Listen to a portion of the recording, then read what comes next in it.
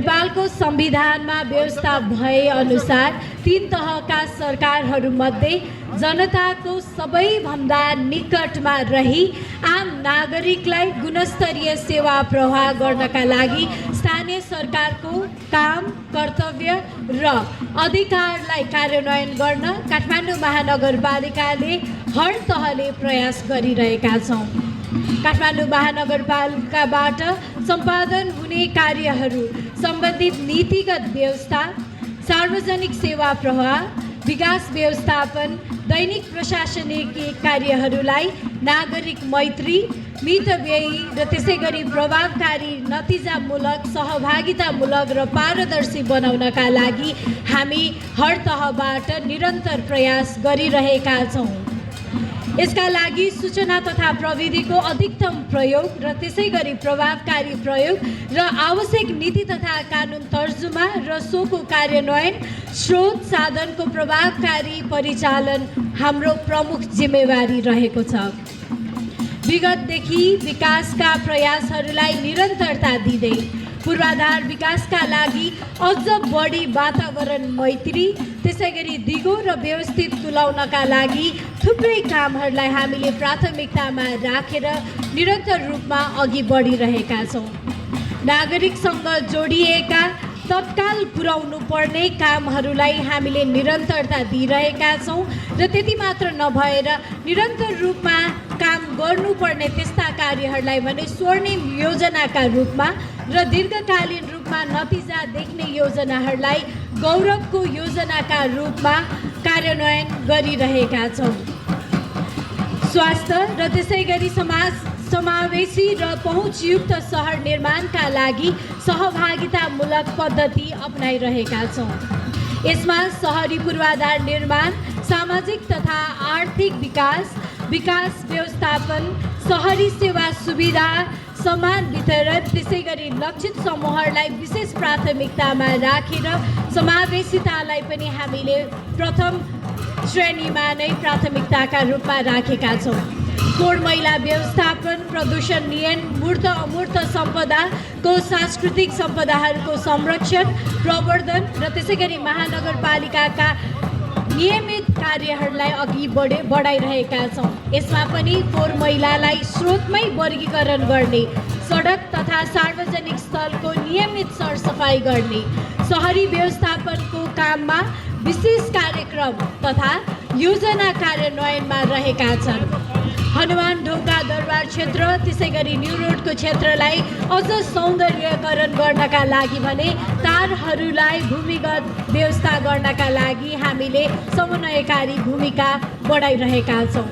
भद्रकाली मन्दिर, महाकाल मन्दिर परिसरको चौघेरा सतह जस्ता ऐतिहासिक सम्पदाहरूलाई पुनर्निर्माणको काम थालनी गरिसकेका छौँ।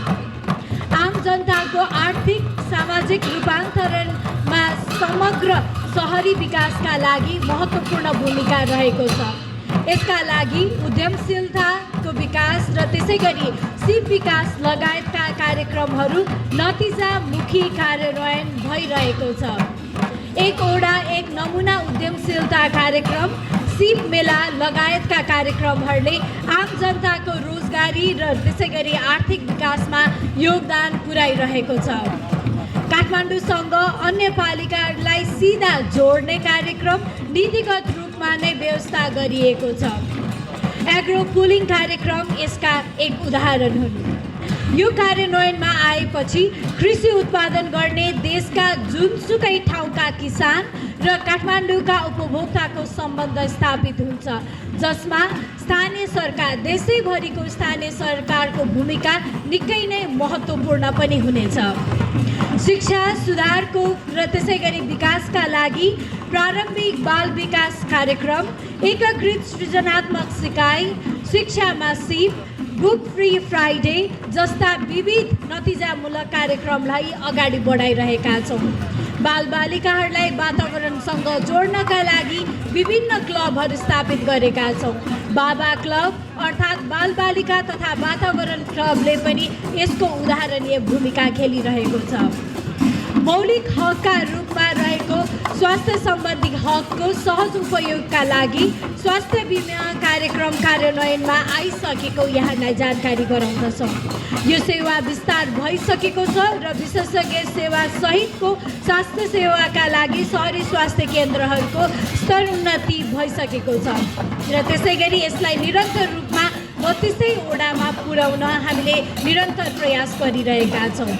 नागरिक स्वास्थ्य सेवा अन्तर्गत निःशुल्क पाठेघरको मुखको क्यान्सर, ब्रेस्ट क्यान्सर जस्ता जाँचहरू हामीले निरन्तर रूपमा गरिरहेका छौँ र निःशुल्क एम्बुलेन्स सर्भिस पनि दिइरहेका छौँ। विपन्न र असहायलाई निःशुल्क उपचार सेवा प्रदान गरिरहेका छौँ। सुलभ फार्मेसी कार्यक्रम कार्यान्वयन चरणमा रहेको छ र यस फार्मेसीबाट भने सुलभ मूल्यमा औषधि बिक्री वितरण हुनेछ। अर्थतन्त्रको तेस्रो खम्बा मानिने सहकारीको सबलीकरणका लागि प्रबन्धन र त्यसै गरी नियन्त्रणात्मक कार्यक्रमहरू सञ्चालन गरिरहेका छौँ।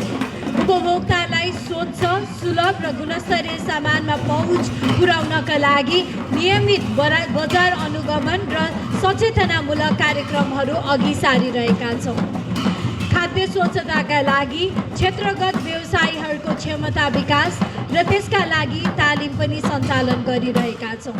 यसमा साना तथा मध्यम भोजनालय, मासु तथा मासुजन्य वस्तु उत्पादन, मिठाई व्यवसायीहरूलाई तालिम पनि दिइरहेका छौँ।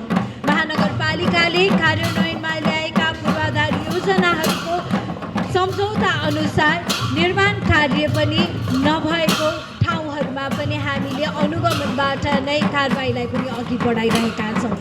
स्थानीय तहलाई संविधानत प्रदान गरिएको न्यायिक समिति सम्बन्धी प्रावधानलाई पनि हामीले कार्यान्वयनमा व्यवहारिक र त्यसै गरी संस्थागत गरिरहेका छौँ।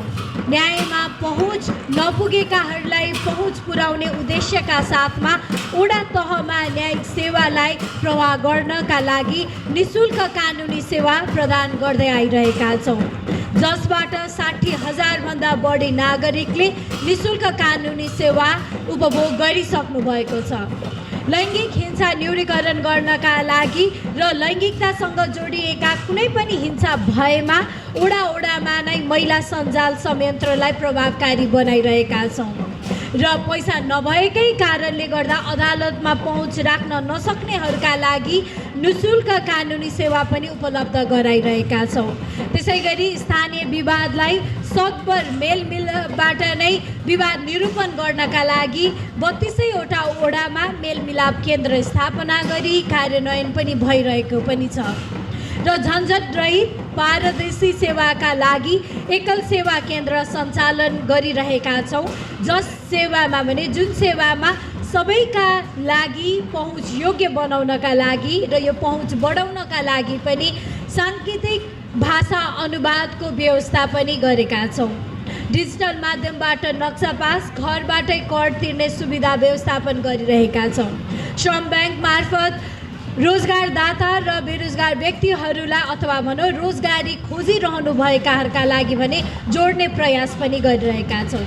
काठमाडौँ महानगरपालिकाले भगिनी सम्बन्ध भएका अन्तर्राष्ट्रिय सहरहरूसँग सहरी विकास निर्माण तथा व्यवस्थापनका लागि ज्ञान, सिप र अनुभव आदान प्रदानको कार्यक्रमहरू पनि अघि बढाइरहेको छ।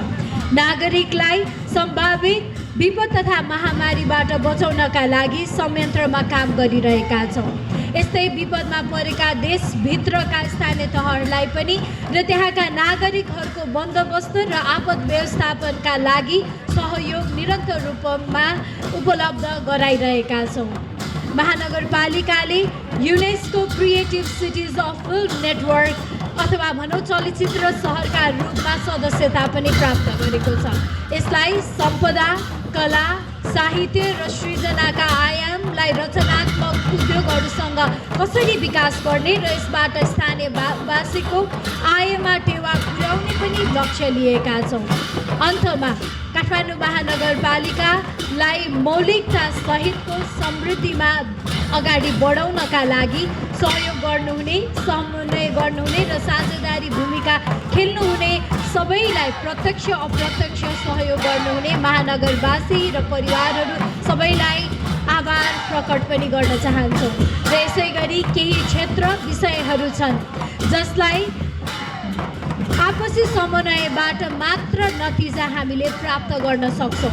त्यसका लागि काम तथा महानगरपालिकाले नीति योजना र कार्यक्रमहरू समावेश गरेका कार्यक्रमहरूलाई कार्यान्वयनका लागि सबै पक्षबाट पूर्ववत रचनात्मक सहयोग प्राप्त हुने पनि अपेक्षा लिएका छौँ। आज यस कार्यक्रममा उपस्थित हुनुभएका काठमाडौँ महानगरपालिका र महानगरवासीलाई प्रोत्साहन दिनका लागि पाल्नुभएका प्रमुख अतिथिज्यू, सम्पूर्ण विशिष्ट अतिथिज्यूहरू र यस कार्यक्रममा पाल्नुभएका सम्पूर्ण महानगरवासीहरूलाई पनि आभार व्यक्त गर्न चाहन्छौँ। कार्यक्रम स्थल उपलब्ध गराई सहयोग पुर्याउनु भएकोमा नेपाल सरकार नेपाली सेना लगायत अन्य विषयगत निकायहरूलाई पनि धन्यवाद दिन चाहन्छौँ। पुनः एकपटक 30औं महानगर दिवसको उपलक्ष्यमा पाल्नुभएका यहाँहरू सबैलाई स्वागत र शुभकामना व्यक्त गर्न चाहन्छौँ र यो आजको औपचारिक कार्यक्रमसँगै दिउँसोबाट भने हामीले साङ्गीतिक कार्यक्रम पनि राखेका छौँ र त्यस कार्यक्रममा पनि यहाँहरूको उपस्थितिका लागि हार्दिक अनुरोध गर्दछौँ। धन्यवाद।